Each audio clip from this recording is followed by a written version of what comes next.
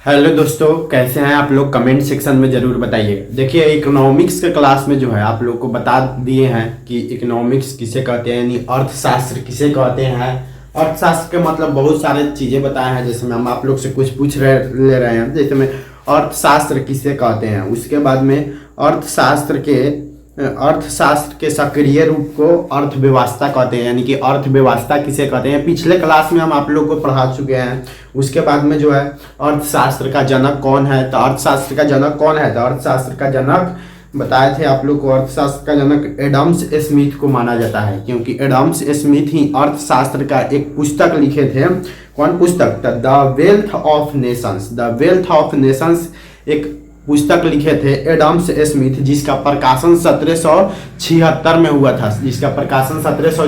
हुआ था। उसी के बाद से जो है अर्थशास्त्र का जनक जो है एडम्स स्मिथ को माना जाता है। और ये भी बता चुके हैं अर्थशास्त्र को धन का विज्ञान कहा जाता है, क्योंकि अर्थ का मतलब होता है धन और धन का विज्ञान। अर्थशास्त्र को और भी मतलब जितने भी सारे अर्थशास्त्री थे, जैसे में 2-3 अर्थशास्त्री थे, वो अपना अलग अलग मत दिए हैं, लेकिन एडम्स स्मिथ जो है अर्थशास्त्र को धन का विज्ञान बताए हैं। और 4 और वैज्ञानिक ऐसे हैं, अर्थशास्त्री ऐसे हैं जो अपना अपना मत जो है अर्थशास्त्र के विषय में अलग अलग दिए थे। लेकिन एडम्स स्मिथ जो है अर्थशास्त्र को बताया था कि अर्थशास्त्र धन का विज्ञान है।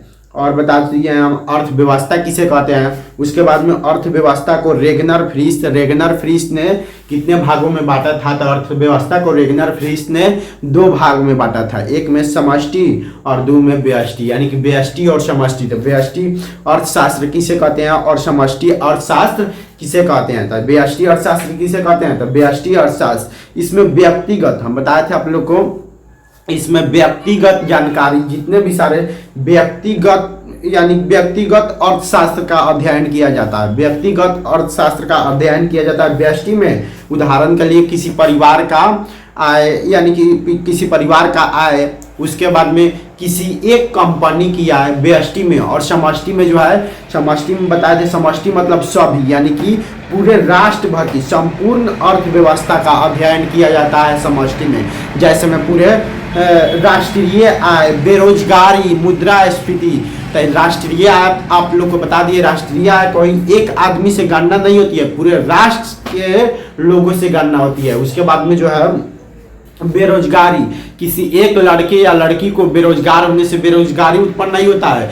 देश के बहुत सारे युवाओं जो है बेरोजगार हैं, जिससे बेरोजगारी उत्पन्न है। उसके बाद में हम आप लोग को ये भी बता दिए थे कि मुद्रास्फीति क्या है। मुद्रास्फीति क्या है, मुद्रास्फीति का निवारण कैसे हो सकता है, उसके बाद में मुद्रास्फीति कैसे उत्पन्न होती है, किस स्थिति में उत्पन्न होती है, ये सारी चीजें हम आप लोग को बता दिए थे। और ये भी बताए थे एक नोट में, जो अर्थशास्त्र में सर्वप्रथम किसको नोबेल पुरस्कार प्राप्त हुआ था। अर्थशास्त्र में सर्वप्रथम किसको नोबेल पुरस्कार प्राप्त हुआ था, तो अर्थशास्त्र में सर्वप्रथम सबसे पहले रेगनर फ्रीस, जिन्होंने अर्थव्यवस्था को 2 भागों में बांटा था, उन्हीं को मिला था। रेगनर फ्रीस और एवं जॉन टीनबर्ग। रेगनर फ्रीस एवं जॉन टीनबर्ग को जो है सर्वप्रथम नोबेल पुरस्कार प्राप्त हुआ था। और आज का क्लास जो है उसके आगे है अर्थव्यवस्था के क्षेत्र। अर्थव्यवस्था के कौन कौन से क्षेत्र होते हैं, आज ये हम जानने वाले हैं आसान से आसान शब्दों में। देखिए,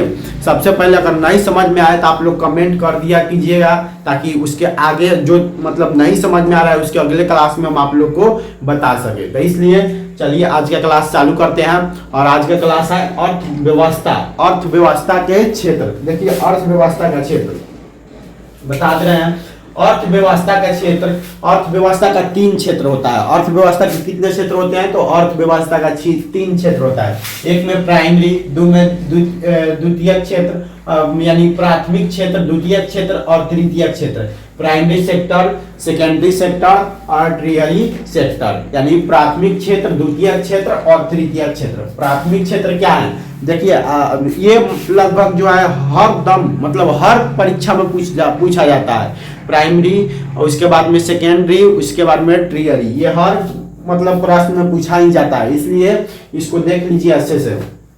और हमारे ख्याल से जो है अर्थशास्त्र में यही सबसे ज्यादा पूछा जाता है। उसके बाद में और जो है थोड़ा बहुत कभी कभी पूछा जाता है, कभी कभी नहीं भी पूछा जाता है। ये 10वीं 11वीं क्लास में भी पूछा जाता है ऑब्जेक्टिव के तौर पर। उसके बाद में जो है कंपटीशन में भी बहुत ज्यादा इंपॉर्टेंट है। देखिए बताते हैं, चलिए। और प्राथमिक क्षेत्र क्या है? प्राथमिक यानी कि प्राइमरी सेक्टर क्या है? तो प्राइमरी सेक्टर देखिए, यह क्षेत्र प्रत्यक्ष रूप से पर्यावरण पर निर्भर होता है।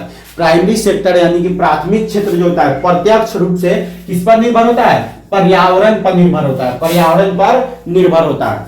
इन गतिविधियों का संबंध भूमि यानी कि जब पर्यावरण पर निर्भर होगा, पर्यावरण पर निर्भर होगा तो यानी कि प्राकृतिक पर ही निर्भर है। तो प्राकृतिक पर निर्भर है, प्राकृतिक में क्या आ जाता है? भूमि आ जाता है, उसके बाद में जल आ जाता है, वनस्पति आ जाता है, उसके बाद में खनिज आ जाता है, और प्राकृतिक संसाधनों से है, और भी सारे प्राकृतिक संसाधन से है। जितने भी मतलब प्राकृतिक संसाधन है वो सब प्राथमिक क्षेत्र में ही आता है। जैसे में कृषि, वानिकी, मत्स्य पालन, पशुपालन, कृषि, वानिकी, मत्स्य पालन, पशुपालन, ये जितने भी हैं इस तरह के और सारे जितने होते हैं वो सब जो है प्राथमिक क्षेत्र में आते हैं। यानी कि पर्यावरण पर यह निर्भर करता है। इन गतिविधियों का संबंध भूमि, जल, वनस्पति और खनिज जैसे प्राकृतिक संसाधनों से है। जैसे में कृषि, वानिकी, मत्स्य पालन, पशुपालन। उसके बाद में सेकेंडरी सेक्टर देखेंगे। सेकेंडरी सेक्टर क्या है यानी कि द्वितीय क्षेत्र क्या है? तो सेकेंडरी सेक्टर क्या है? देखिए,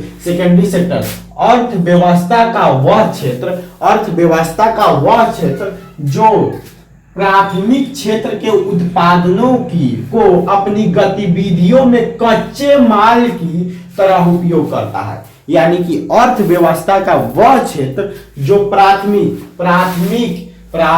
जो है, जो प्राथमिक क्षेत्र के उत्पादनों को, जितने भी प्राथमिक क्षेत्र में उत्पादन होता है, जैसे कृषि, वानिकी, मत्स्य पालन, पशुपालन, जल, भूमि, वनस्पति, ये सब जो है प्राथमिक में आता है। इस सब के उत्पादनों की अपनी गतिविधियों का, इनके गतिविधि का जो है कच्चे माल में माल की तरह उपयोग करता है। वही जो होता है क्या होता है? द्वितीय क्षेत्र का। द्वितीय क्षेत्र में आता है इसी सब का कच्चे माल की तरह उपयोग करना था। विनिर्माण यानी कि किसी वस्तु को फिर से बनाना। कोई वस्तु जैसे में सड़ गल, जैसे में पॉलिथीन, प्लास्टिक को देखते हैं, प्लास्टिक के सामानों को फिर से क्या किया जाता है? बना दिया जाता है। लोहे के वस्तु को फिर बनाया जाता है। उसके बाद में विद्युत जो है, विद्युत को जो है क्या किया जाता है? विद्युत पूर्ति किया जाता है, लाइन पूर्ति किया जाता है, लाइन खत्म होती है, बिजली उत्पन्न किया जाता है जब बिजली समाप्त नहीं होती है। उसके बाद में गैस, उसके बाद में जलापूर्ति, जल का पूर्ति करना, यही है द्वितीय क्षेत्र। उसके बाद में तृतीय क्षेत्र। तृतीय क्षेत्र आसान है। तृतीय क्षेत्र को सेवा क्षेत्र भी कहते हैं।